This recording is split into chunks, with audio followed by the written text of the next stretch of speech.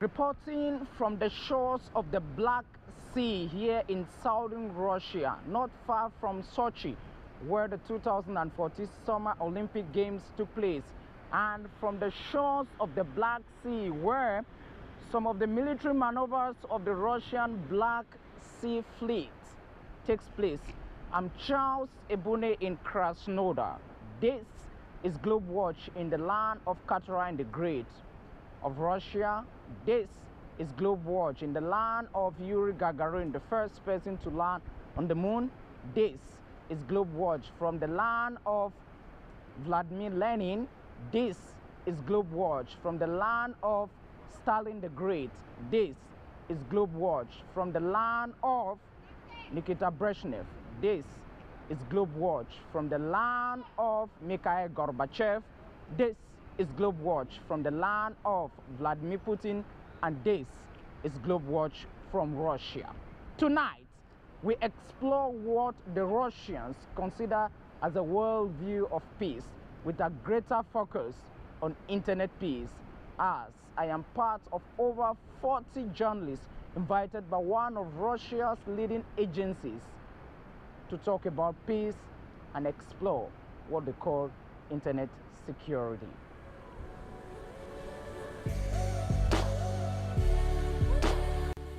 This is Krasnodar, southern Russia's most industrialized area located on the Kuban River, roughly 148 kilometers northeast of Russia's third most important port city of Novorossiysk.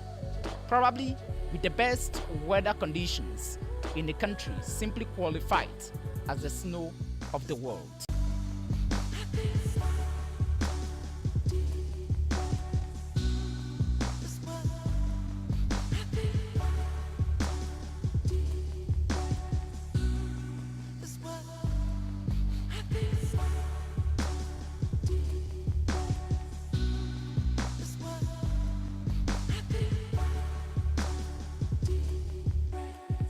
With some 750,000 inhabitants, this is the Black Sea region city, founded approximately in 1793 as a military fortress against the Cossacks, Greek and Turkish interests, and recognized as a gift from Catherine the Great to Russia today.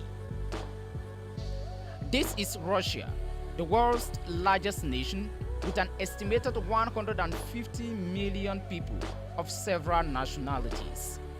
And here we come to this charming area with first-class facilities, including the Aqua Villa Hotel, which is our meeting point.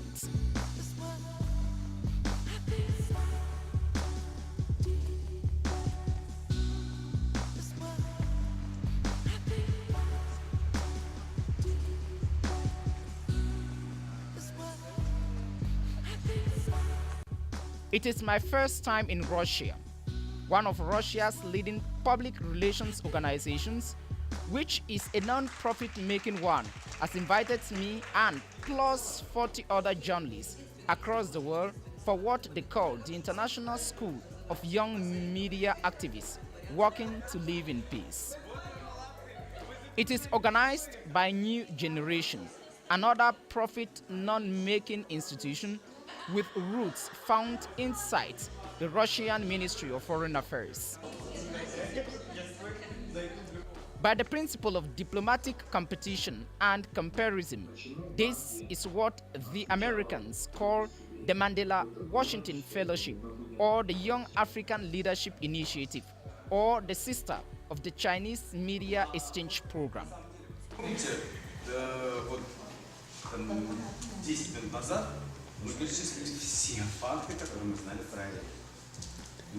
Our talks are focused on peace and internet security.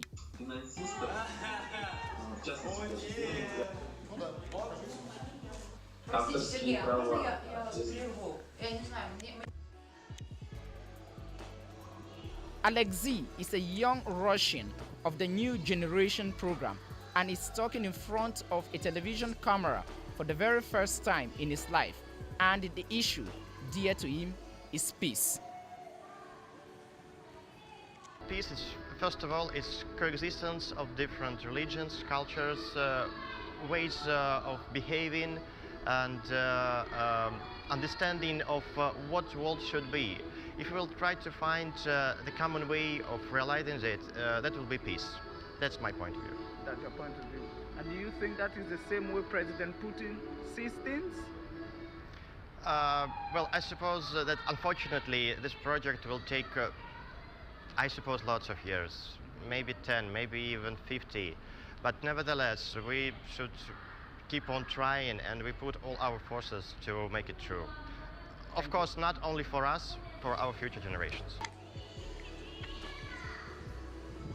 Just like Alexei, my next Russian guide is talking to the television camera for the very first time. A day before I met Buvieva, I was watching Russian television, seeing how President Putin was at an arms production industry to encourage the trade. But this young Russian believes peace will be in.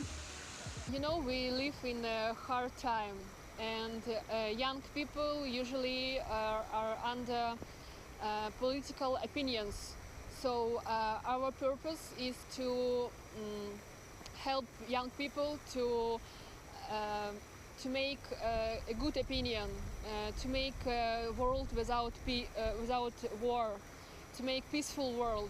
So we hope that this meeting will help you and will help us, because you know, every morning when I turn on the TV, I see news, and I'm not in a good mood because of world news. But if I can do something for my friends from other countries, if I can change their bad opinions, this will make sense. What is peace to you? For me personally, Yes. it's not an easy question. Yeah. So for me, first, it's a world without guns. The New Generation program has been on for more than 5 years now, with the blessings of the Kremlin. New Generation program is a president's program, and every year we invite 1,000 foreign people from over 19 countries. The purpose is to make young foreign people to know Russian by themselves, and there are a few направления, directions.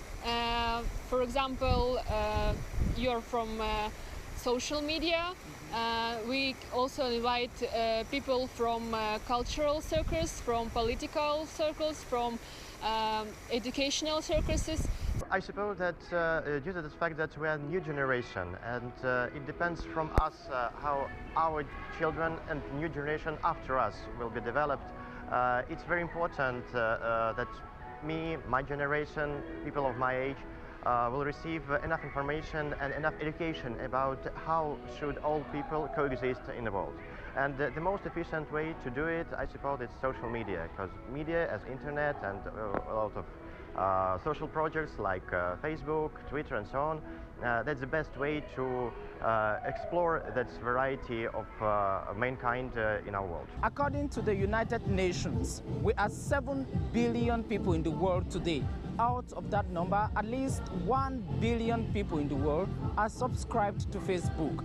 And every minute across the globe, some 80 million people are on Facebook, with an estimated 20 million others on Twitter. Such statistics therefore encourage the Russian government to take care of what is going on the internet, and especially concerning the young people, to combat extremism and ensure a culture of peace. At the Krasnodar Children's Center, situated along the shores of the Black Sea, we are lectured by Russian lawmakers, business leaders, internet operatives, and those from the academic circle on living in a world without narcissism and combating extremism through the internet. First of all, I'd like to say that this is my first time in Russia. I'm very happy to meet new people, first of all. What amazes me the most is the fact that I get the chance to meet people from all around the world, different continents. This is the first time I meet people from 3 continents: Europe, Asia, and mostly Africa. You're the first Africans that I know. I had a good experience here. We changed impressions, we confronted ideas. The seminar was very productive, I think. And I'm just happy I meet people that are professionally likewise, professionally like me, joining the media, joining blogging, social media, and domains that mainly connect people. The fears of the Russian government are legitimate somehow.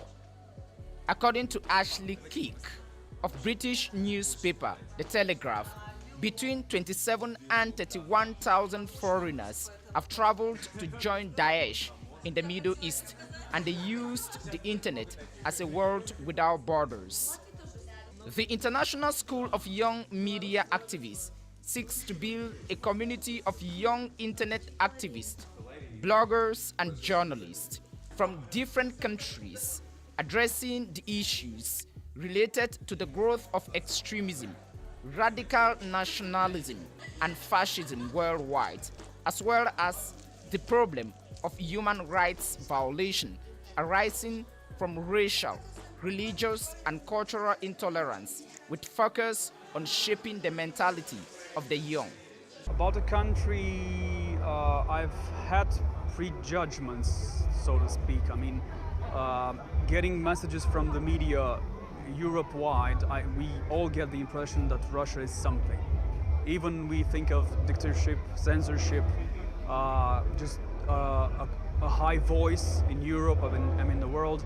When you get to see people here and you get the chance to meet Russians, you know the exact way the things are going on here, which is so far a free country. People can easily be connected here with other people from different countries. And what I like the most so far is the fact that we get the chance to talk freely about real problems that go on in Europe so far. Nazism, Nazism, as you refer to, is, and this is the truth, in rising all over Europe.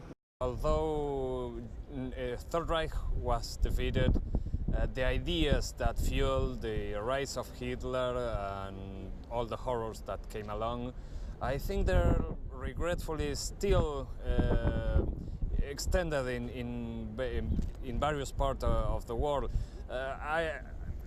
In my point of view, Nazism is a form of imperialism, not so different from British or French or American imperialism. Children like the ones behind me here at the Krasnodar Children's Center are therefore given lessons on all aspects of life, including multiculturalism, which the Russian government today has placed at the center of every human activity. The Putin administration wants to make sure that the next generation is as much connected to the rest of the world, defending Russian values and knowing each other as they go around doing their things across the world. About 6,000 of them are gathered every summer to discuss peace, unity, and more particularly to know about the cyberspace, which of recent has increasingly increased the number of terrorists across the globe. And education here is given particular attention to make sure that what the children read on social media and other internet sources is of good quality. To get the real sense of the matter, Buvieva accompanies me to the classroom where the children are taught music and dancing for the moment. I am the only strange figure here, the only black man in a community of white children, and so naturally I am the source of attraction.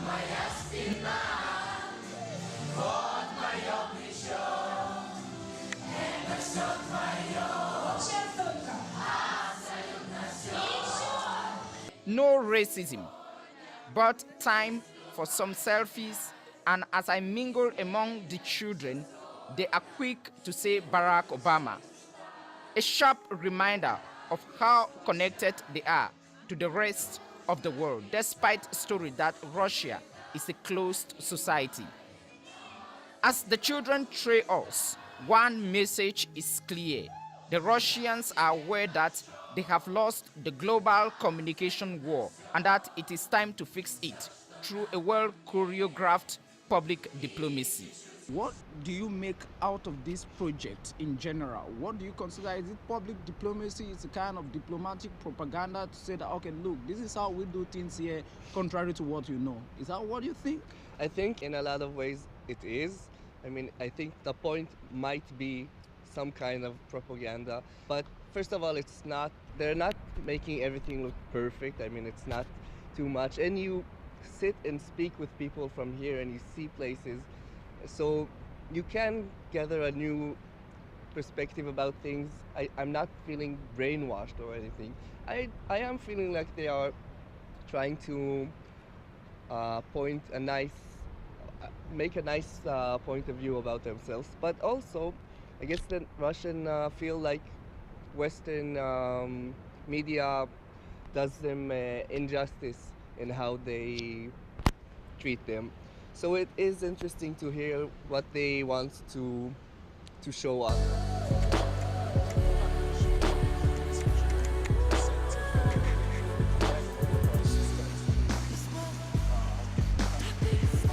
Why do you think that the Russian authorities are so much concerned about extremism on the internet? Nowadays, extremism has spread through, mostly through the social networks, internet, or other sources. And Russia has a long history of extremism, starting from Chechnya war, for example, and then this is the long way of Russia. I mean, they have a long experience and they know how to, there is a resistance. After listening to the Russians tell their story on a wide range of issues, the participants expressed their views on what they think.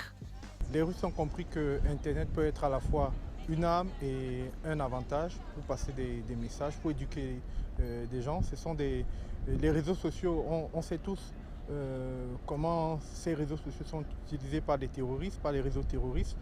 Alors cette formation nous a permis de mieux utiliser ces réseaux sociaux à des fins, on va dire, de paix. So I can tell you that my generation, of course, we do not support racism, Nazism, but still we have some people, and in this case this topic also is very interesting, also for me, not only for me, and we have lots of actions to, let's say, to show the others that it's not right to think in this way. I always support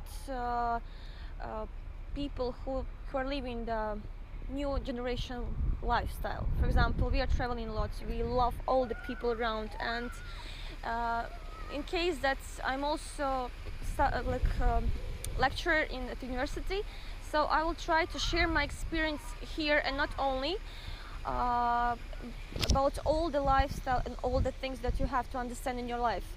And of course, in that case, it's my hobby is also writing some interviews, some reviews. I will write about this forum. I will share experience also at magazine. Also, I'll put information on our website with all these pictures, and I think it will be, my experience will help the others. I think mostly children and students. I think the excursion for Malasha Semla is a really emotive place that have a piece of history of the Russian people, of the Russian territory, and a piece of history of humanity, because the Semla battle was very important to destroy and eradicate the Nazis from the world. Has this your trip to Russia changed your perception of the way you see Of or you course, have heard Russia? totally, yes. Really changed because I have talked with a woman of Jordan, Jordan, and he told me about the bail, and I can talk with the Cameroon delegation, and tell me about they are fans of Samuel Eto'o, and they know our history, our country, Argentina. And I talk with people from Israel who talks about not war, who talks about peace, and really appreciate that, and really change my cosmovision of the world. The Russians also burst us to see the countryside. The view tells of a country functioning well despite heavy economic sanctions. Now I am in the southern Russian Black Sea city of Novorossiysk, which controls at least 80% of gas and oil exploration and departure to countries like Ukraine, which of course has been a bone of contention between the Russians and the Ukrainians of recent. The annexation of Crimea has brought a barrage of sanctions against the Russian economy. At least $100 billion are lost each month because of Western sanctions imposed principally by the United States of America and the European Union. And to most Russians, the southern part of the country remains a blessing to the nation, because despite imposed sanctions, ships like this are responsible for maintaining the economic mantle of the region, which of course is one of the most industrialized parts of Russia. And this is equally where some of the best military victories across history were registered. In this area, the First World War treaties were concluded. In this area, the Second World War victories were ensured for the Russians by the Red Army against the forces of Adolf Hitler and whatsoever you can imagine during the difficult period. And even in the days of the espionage system, I'm talking about the Cold War, it is around this area with major touristic, commercial and industrial attractions that kept the Russian economy going. And today, it is a city sprouting across the world with new buildings that keeps everybody to understand that despite sanctions, the Russian Black Sea economic fleet, not only military and diplomatic, is afloat. And Vladimir Putin can therefore tell the rest of the world that Russia is surviving despite difficult economic times. As for me, I haven't felt it yet. As far as I know, more of my friends, relatives, colleagues haven't felt them also, because we actually don't see them. We have everything in our shops. We don't have any lack of everything, every kind of product. Yes, we have not so good rate of our currency, but it's another type of problem, of economic problem. And actually, no. And this is the proof. A well-elaborated wine industry as we move through the tunnels of a trade which is part of the 42% of the agricultural sector, keeping the Russian economy intact. And after merrymaking, Time to draw the Russian trip to an end.